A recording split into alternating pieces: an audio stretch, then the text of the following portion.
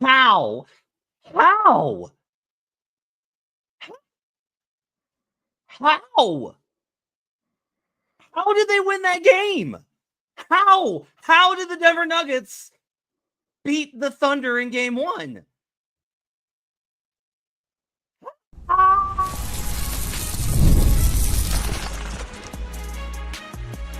You are Locked On Nuggets, your daily Denver Nuggets podcast. Part of the Locked On Podcast Network, your team every day. Welcome to Locked On Nuggets, your daily Denver Nuggets podcast, part of the Locked On Podcast Network, your team every day. Thanks for joining us and making us part of your day. Appreciate you guys being with us Monday through Friday and the bonus shows and on the weekend. Content for you around the clock as the Nuggets continue their very impressive playoff run. Glad that you guys are with us here on No Jinx, because we never, ever, ever jinx anyone. Today's show is brought to you by Monarch Money. Take control of your finances with Monarch Money. Use code LOCKEDONNBA at monarchmoney.com for 50% off your first year. Today's show, we will talk about the Denver Nuggets somehow against all odds. Just an insane. Like I said this right before. This was the definition of a stolen win. Like the Thunder were up the entire game. Denver just kept hanging around. They made every big shot to just stay within striking distance. Jokic made that 3 to cut it to 1, and then Denver played the foul game. And holy cow, man, Aaron Gordon once again, the hero of the moments. Like, dude's on another level in these playoffs. It has been awesome, a privilege to watch Aaron Gordon play basketball this year. He's insane. Like, he's just insane. He's just the Russ making the pass, AG spotting up for that shot, knocking it down. What an incredible, incredible story. By the way, with Aaron Gordon on the floor tonight, the Denver Nuggets had a 17.5% offensive rebound rate. That's high. If you're 7 offensive rebounds for him alone, I believe. Like, he was fighting the entire time. There were several possessions where it was him going up against the smaller wings on the Thunder, or just big boying Chet Holmgren, big boying Isaiah Hartenstein. Like, it's incredible to watch him. And look, I don't care if anybody kills us for the takes that we had. Everything that we had was built in logic, and there was no logic that went into that win. Zero. None. Zero. Like, that game, like, Nikola Jokic had 7 turnovers and 6 assists in this game. Yeah. Now, Nikola Jokic also had 42 points and 22 rebounds. Monster. And was a monster. Yeah. Look, man, I got a history of the game that says that coming off of game 7s, you lose this game and you lose them badly. Teams that lost in this spot when they're not rested off 2 days rest and the opponent is rested, you know what the average margin of victory since 2003 is? 19 points per game. That's how often the other team wins. And wins big. And wins massive. Yeah. And the Nuggets just hung and hung. And there were all these times when I was like, all right, well, the Thunder are going to hit him with a haymaker and then they'll go down. Yeah. And every time that OKC would push it to 14, Russ would make a play. Yep. AG would make a play. Yep. Christian would make a play. And it's back inside single digits. And they just kept climbing and climbing and climbing. And when you do that and you hang on, you can clown me all you want. I don't regret the analysis, because it was reasonable to expect humans to be tired, to be exhausted after that series and that game and travel and in this spot for them to go down. It is not, in my opinion, a failure of my analysis. It is a credit to the heart, hustle, grit, and absolute stubbornness of the Denver Nuggets that they will not go away. This remains the most mentally tough team in basketball. And when they are faced with challenges like this, and when all odds are up against them, they respond. They responded. And it's absolutely incredible. Credit to David Adelman and the staff. Credit to all the players. But also, they were down by 14 for the majority of this game. And then in the last 5 minutes, the Thunder just absolutely imploded. All the experience stuff that I was hesitant, because I was like, well, they're just so well executed and they're so well coached and they're so disciplined. They rush shots. They force on it. Like they miss all of these types of like key clutch things versus the Nuggets who were like, we need this play, make it happen. We need this play. Jokic like jab steps Chet into, or no, it was iHeart into oblivion and nails that 3 to make it a 1-point game. Like sometimes you just know what it takes.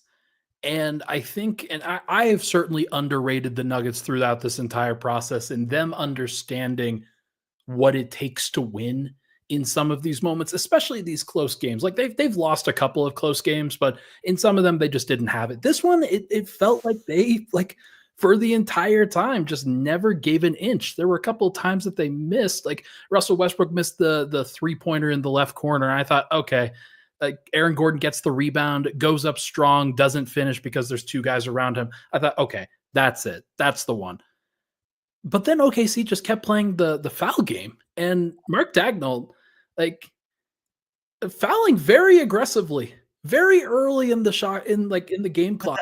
Again, like that's so I'll just say this. That's everyone misunderstands Daigneault, I feel like, because I'm just like, guys, do you understand the reason he does all this stuff is because of how much he respects the Nuggets? Sure. That's why he's like trying to get Jokic away from all the quick action because he knows how much it kills teams. Yeah. That's why he's fouling up 3 because he's like, I'm not giving Nikola Jokic a chance to win this game.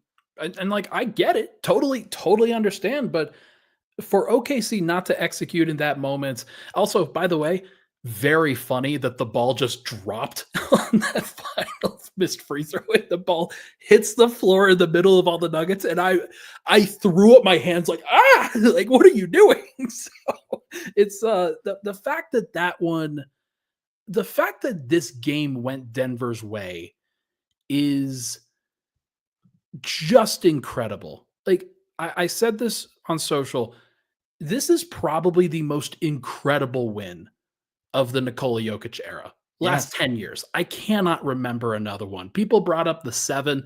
This was like the 7 in a game 1 on the road against the best team in the NBA. The Utah game is regular season game after the trade deadline. Nobody cares. This one, holy cow, man. The fact that they have the resilience to even find a way to get that done is just unbelievable. I hated the way this game was officiated. I hated it. I hated it on all sides. I hated it. Also, a conversation you and I often have about certain people and their behavior in terms of drawing fouls. We're going to revisit the next time. No, we are not doing that tonight. That is not acceptable tonight. Why? Because this is a time for celebration. This is a time for a win. Oh, not tonight. I'm just saying on Friday, we're going to revisit it. Okay, well, yeah, when I'm complaining about SGA foul calls, yes, we can revisit it. But also, I will just say, like, that was a huge part of this game, though. The Nuggets shot 33 free throws. They shot 33. Now, they were fouling up 3, right? So, yeah, like, what, 3 sets of those are in that kind of a set. But Jokic gets to the line for 13 in this game. Yeah. Like, and it was the aggression. Like, he was, and I wondered going in as much as, here's the thing. This is what annoys me so much is like, I said the game 1. I said last night on the show when I was breaking this down, I was like, yeah, they're going to lose game 1. You do data work for game 2. And I was going to like them in game 2. Yeah. Because I was like, when I start looking at the matchups, I'm just like, well, no, like Chet and Hartenstein are not Zoo. They're just not the same guy. Yes. It's not about better, worse. It's about what type of player are you? How big are you? How strong are you? What are your arms? What's your length? How do you play? They're not the same guy. And that's evident by the fact that Joker just had the best game of the playoffs and absolutely dominated them and got a number of really questionable calls. Like he was absolutely a monster in this game. And this is what's going to happen is like in this series, he's going to get those guys in foul trouble and they're going to have to play small. And that's when AG is going to bust them because AG just continues to be an absolute tank. An absolute tank. Aaron Gordon night, 22 points, 7 of 15 shooting, 3 of 6. If I told you last year Aaron Gordon was going to be 3 of 6 in a playoff game, you would have been like, that is the 99th percent outcome. And this year, it's like what I would have been like is like, okay, so they got the Aaron Gordon game in that moment. This is just what Aaron Gordon's game is now at this stage of his career, that is the real credit to him and all the work that he put in. It was a weakness for him last year. Frankly, it has been a weakness for him for his entire career.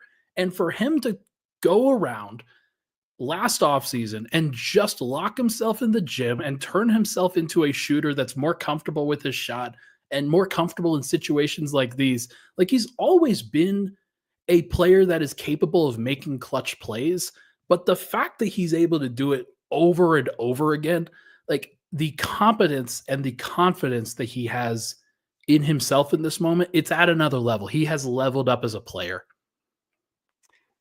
Jalen Williams was 5 of 20. Chet Holmgren, 5 of 11. Like, Shea wound up with 33 points, 10 rebounds, 8 assists. I did not feel him in this game at all. I thought Shea was great. First and fourth quarter, he was very great. But in the middle of this game where Denver was just kind of hanging around, not a lot of Shea. Not a lot of Shea in that moment. They got 20 points from Alex Caruso on 7 of 12 shooting and 5 of 9 from 3. He was an absolute absolute sociopath on the defensive end. Just unbelievable. What I would give to have a guy like that, frankly, Russ did that in game 7, so I'm not going to complain that much, but like, holy cow, just being able to go to your bench and be able to go get that guy is insane. Like, that's going to make a difference throughout the series. It's really, Caruso was so good that all Nuggets fans are just like, God, that guy's good. Everybody's like, God, that guy's awesome. He's so annoyingly good. I can't believe Aaron Gordon just had that game. Like, he was just, he's had these playoffs. He's just been a monster. Yeah. He's been so physical with these guys, and he is just bullying them. Let's talk about Russ, man. Let's talk about Russ. 18 points on 7 of 13 shooting, 1 of 5. He had the wide open 3, which would have been for I think the tie, and missed it. And everybody's like, how are you giving that to Russell Westbrook? And I was like, he's made those. Like, he's made those. No, I honestly, like, they gave it to him in those places consistently. He made them in the last series, didn't make it so far in this game. Like, I'm willing to keep going to that. And like, frankly, they need him out there because Mike was just like, he was horrible in this game. We don't have to talk about that much, but like, he was not really present. But like, Russ's third quarter was such a big deal in terms of changing the tide, changing the energy. Denver was like, it was that moment to me that I was like, okay, this is one where you feel like it could slip. This is the time where you feel like it could go from 10 to 20 very quickly. And the fact that Russ over and over again in that third quarter not only helped them keep it close, but they actually cut into the lead, and it was a 5-point deficit by the time they're going into the fourth quarter. Russ deserves a ton of credit. He has been so consistent in this entire playoff run. Just incredible. Like, not a perfect first half for him in this one, but who cares? He was great in the third.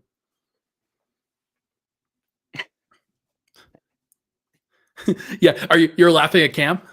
No, I'm not laughing at Cam. I'm laughing at the fact that I couldn't say it was a great game by itself without putting in the quantifier.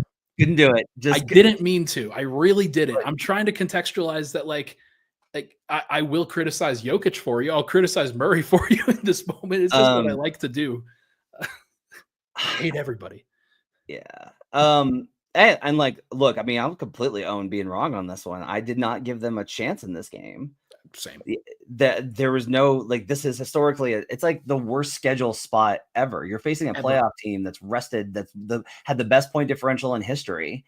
And like, this is what's awesome about sports, man, is like the Nuggets just had more heart and made it happen. Like, they just battled and the other team screwed up and got tight, and the Nuggets played the right type of basketball and got the win. It's hard to quantify that. Like, that's one thing that I think it's honestly probably why I don't like vibe and like do the thing with Russell Westbrook all the time, is because he is very emblematic of what the Nuggets just did.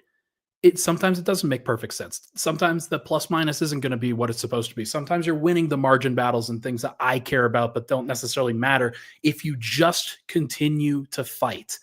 And that's exactly what they did. So, man, I'm gassed. Like, I feel great. Like, this was unbelievable just to watch this one. Yeah, and like, this is the big difference, and that's why it's really important to have Nuggets fans like Ryan and Cam on this show, because like Ryan's like, I was wrong, and it's awesome. It's so incredible, and I have to be like, I should have gotten this right. I was wrong. You don't have to. Like, it's fine. Like, here's the thing. No, okay. You've been very accurate on your analysis for the entire rest of the playoffs. So Christian was sneaky good in this game. You realize Christian Brown had 13 rebounds? It just, again, like, just magically popped out of nowhere. He got the final rebound. It's just absolutely insane. They got so many contributions tonight from so many guys. And actually, like, Peyton Watson was minus 22. And I know the team had some frustrations with him that I don't know what they were about. He was 1 of 5. I actually really liked Peyton. I liked what Peyton was bringing in that game. I do like how every game, not every game, but every game that's like not a 6 or 7, Adelman's like, okay, I'm going to try. Okay, we're going to give Blacko 2 minutes and we'll see if this, nope. Okay. And like this one was like, hey, maybe Julian can, nope. Okay. Here's the thing. I thought Julian was fine. I really do genuinely think that Julian was fine, and I think he will play in game 2. There was absolutely nothing that he did wrong in this game that I feel like is something that the coaching staff is going to be mad about. Like, they're going to go back to him in game 2 and try to get him some minutes, because let's face it, they can't really play DJ in this moment with this small team, with this athletic and quick of a team. So they need a guard, they need a wing, somebody that can hopefully space the floor. I think Julian he got a nice bucket earlier, so everybody contributed, man, except mine. I think somebody was like, can we please stop doubting the Denver Nuggets? Are you sure you want that? Because like they seem to do pretty well whenever I count them out. They're doing pretty well in those spots. We should mail a notice to them that we said that they're going to lose game 2. Yeah, there you go. Don't worry, somebody will inform them that once again. Yeah, there's Matt. Maybe if you predict OKC wins game 2. I did nail 3 and 4 in the Nuggets Clippers series. Thanks. Yes, you did. The defense, they held OKC to a 113 offensive rating tonight. Helps when J-Dub goes 5 of 20. There were some open threes that they missed. There were some execution things that they missed. Denver didn't force that many turnovers, though. Like, there's a possibility going forward that Denver forces more turnovers than the 9 that they created. Like, look at these numbers, 18 and 9 in turnovers. The Thunder generated 43 3-pointers. That's bad. And shot a respectable 35% on them. They made 5 more 3-pointers than Denver. They lost the bench minutes badly, of course. The bench count was 32-23. They lost on fast break points, 27-24. And gave up 23 points off turnovers to 5. Denver only won the points in the paint battle 54-46, despite the fact that they've got Jokic and Aaron Gordon. And they won. How did they do this, man? Like, just insane. Absolutely, like, just ridiculous. What did you think about Jamal tonight? He was the guy that looked the most tired to me. He was, especially at the beginning of that second quarter, where I'm watching him through the entire first quarter, and he barely got any break in between the two. I'm watching him in the first quarter bring the ball up the floor while Kaysen Wallace is blitzing him, while Alex Caruso's pressing, while Lou Dort is pressing. And I'm just wondering why Russell Westbrook isn't bringing up the ball every single time. They're going to have to make that adjustment. They're going to, like, if Russ is out there with Jamal, then Russ should be bringing up the ball and handing it over to him. I do think that Jamal's got to play better, but he was, I think, pretty good down the stretch. He set up Jokic on a consistent basis. He didn't turn the ball over late. And I thought his defense was pretty good, to be honest. I thought his passing was great. I really don't feel like people are recognizing how good his passing has been. But yeah, I think he's tired. Look, I don't know how much this can be a Jamal Murray series. I just don't know. I know Cam was frustrated with him, and I'm just like, look, this is the worst possible matchup. Yeah, and it's like, okay, but he's a max contract player. I get it, but like, that's what I get Aaron Gordon. That's what the market allowed. Why you have Michael Porter? Yeah, Gordon is our Andre Iguodala. I think that's actually really accurate, because like he's just made so many winning plays on top of the game winner. Just winning plays absolutely everywhere. Jokic with 2 blocks and a steal tonight. Defense was pretty good. I just don't know. Again, how did they? How? A lot of times OKC was trying to make the right play tonight, and J-Dub's taking pull-up threes, open threes that he gets kind of off the catch, and he's 2 of 9. And Isaiah Joe went 0 of 4. He could go 4 of 4 next game, and it wouldn't surprise me. Chet Holmgren went 0 of 3, and honestly kind of looked a little out of sorts. Minus 14 tonight. Lou Dort was a minus 21 in this game. Like, I don't really even know how that was happening. I don't think that Lou really impacted the game enough for them. And maybe this is not a Lou Dort series. Maybe this is a Kaysen Wallace, Alex Caruso, Isaiah Joe series if Joe can hit those shots. But if Denver could kind of turn this into a series where Lou Dort doesn't really impact the game, that's a big deal. Why do you think Dort didn't impact the game? I just don't think that Murray was that bothered by him specifically. I don't think Jokic was that bothered by him specifically. I thought that he was really trying to, like, there was one possession where Jokic gets the ball with Dort kind of under him, and Dort goes for it. He goes for the steal. He tries to make a play. Jokic spins off of him, throws up a floater over the top of the defense, and that goes in. Like, there's just a lot of ones where, like, Jokic is just a little bit smarter than some of the bigs that Dort really bothers. And Murray's just going to pass the ball to Jokic in a lot of these situations, not try to fight through Dort's defense. Yeah, I don't know. Dort, 14 points, a steal, and a block. He was a minus 21, so he definitely didn't shape things. But I don't know. I thought Dort was okay. Yeah, I mean, he'll probably shape things in game 2. I really don't like. I don't even know. I think Chet struggled. In this game. Definitely. I like Hartenstein better for them. I thought that he, like, the floaters that he had, although he missed the last one, which was sneaky big play. He, like, it's kind of what Denver did in that last regular season game. If the go-to for the OKC Thunder is an Isaiah Hartenstein floater, I think Denver's going to be okay, man. He's really good at that shot, but he is. But, like, that's the thing. That's the point. Is, like, they're going to rely on that on a consistent basis. Yeah, they're going to respond with, like, your go-to was an Aaron Gordon 3-pointer at the buzzer. I mean, yeah, and you're right. But, like, Gordon also shot 45%. It's been great all playoffs. But Isaiah was one of the best players in the league at floaters this season. Yeah, Gordon's a better player. Sure, but that's not about that. That doesn't factor in here. It's about what that shot was. Yeah. I think. But again, like, I mean, so if it's that shot, then you're taking away from Shea. Yeah. Whereas, like, I don't know. Like, if Shea's creating, I thought that Shea was pretty good, and so that's just part of the give and take. I'm very curious to see how they kind of change from game 1 to game 2. These games are going to be vastly different, I think. The difference is I told you their role players have to show me. Mm-hmm. J-Dub had, like, an unbelievably bad game, which I don't even know. I'll go back and watch the tape to see what they did, but, like, I don't know what they did.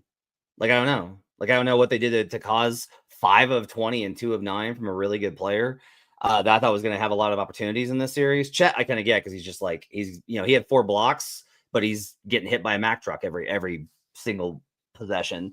Isaiah Joe going 0 of 4 that's the kind of stuff. The one thing I've kind of held with the Thunder this year, and I've joked about it on the Locked On West shows with Rylan, is I'm like, hey, your guys are going to have to knock down high leverage, high pressure shots. And they didn't tonight. Like, they got 5 of 9 from Caruso, and they didn't get enough from everybody else. Yeah. And that's a real problem. And like the Knicks won too. Like, the Pacers, the Knicks, and the Nuggets all won. Definitely not me putting in a bet on all 3 of those in a parlay. That's definitely not what happened. This is the first time my guy Evan Abrams at Action Network giving this. This is the first time in 25 years that 2 underdogs of 9+ points won outright on the same night. 25 years it hasn't happened. So, like, that just shows how improbable, incredible, wonderful this game was. Nuggets fans should absolutely be celebrating this one out the wazoo. Like, look, you got one in OKC. That's the most important thing. This wasn't a situation where Denver, like, they don't have to get both here. Maybe they can. Maybe they go out and they fight in game 2 and they try to go get that one. I don't expect it. And Matt's rolling his eyes. He's like, there's absolutely no way. I'm not. Yeah. Nope, I'm done, because everybody's making fun of me. Well, so I mean, at this point, like, here's the thing. Like, maybe we should just wait and see what happens rather than, like, try to. Yeah, but that's not the game. That's not, and everybody wants a prediction. Like, I know that's the job. That's the job, and you're gonna be wrong more often than you're gonna be right, because this stuff is hard because of sports. Because, like, sometimes it's not about the numbers and analysis. It's not about how good the players are. It's not about the roster. It's legitimately just about, like, who makes plays and who's ready for that moment. Tonight, the Nuggets were ready for that moment. Vincent, I'm not saying that the Thunder players were, like, are going to be better. I didn't say that. Is MPJ going 1 of 8 again? 0 of 3? I don't know, man. He has one shoulder. But also, like, the Thunder role players can absolutely choke up in this series. Like, that is on the table. It happened last year. It's been my concern the entire year, and I've told Rylan at Locked On Thunder about it over and over and over and over and over again. I've said, look, man, I've seen this team before. You're the 2019 Bucks, who were a monster and the best team in the league and should have won the title. But then they got in high leverage situations, and guys who had knocked down shots all year missed. And that's just how it goes. And like, I don't have an explanation for what that difference is. I don't think it's some sort of like determining factor of your internal worth. I just think it's like, this is just how sports works.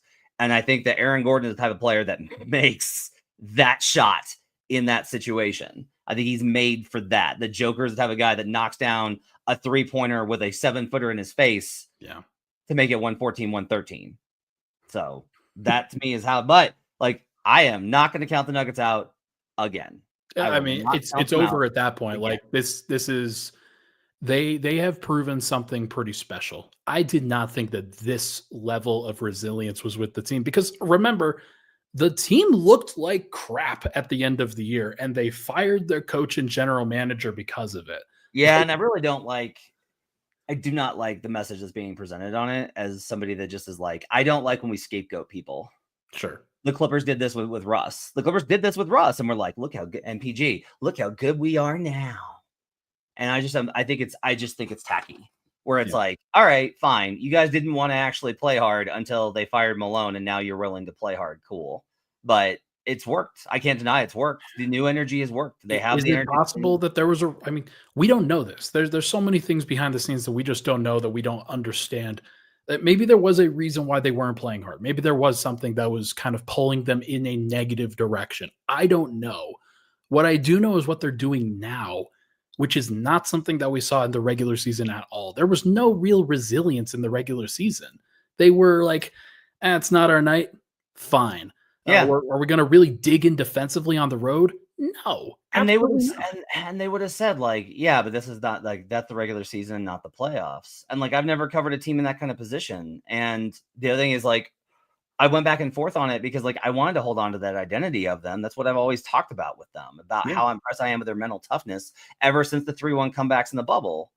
And really before that in the 2019 run. But the difference for me was very much that like after the breakdown in Game 7, and then this roster with how it acted this year, like I started to wonder. And now I'm just like, nope, this is the same team, man. They will dig and they will scrap and they will fight and they will claw. And they are a team that has a winning culture that finds a way. And that's absolutely amazing. Awesome. It's been like, so where are you at on the series now? Like, this is such a monumental shift from the thinking that we had heading into the first game. I was just assuming that Denver was going to be down 1-0 heading into game 2. Now they are up 1-0 in this situation. They need to win 3 of their next 6 games. Can they do it? Yeah. I mean, yeah. Look, I think they can. You steal game 1. Here, I'll give you the numbers, since I gave you all the numbers about why they were going to lose game 1 on the road. Yeah, idiot. Yeah, here's the numbers. So in the second round, if you win the first game when you do not have home court, those teams are 31 and 32, 49%. It's coin flip. It goes to a coin flip from, if you had lost the teams that win game 1 at home have won 85% of the time. So yeah, it's a pretty big flip. That's 35% gap right there is crazy. You go from 15% to 50%. That's what it looks like. And look, we'll see what kind of happens, but OKC is in an untested position, and this is the first time that they've hit adversity. Yeah. Like they've hit real adversity. And this is also, I'll say, like, this is still a better team than they faced last year, the Mavericks. Yeah.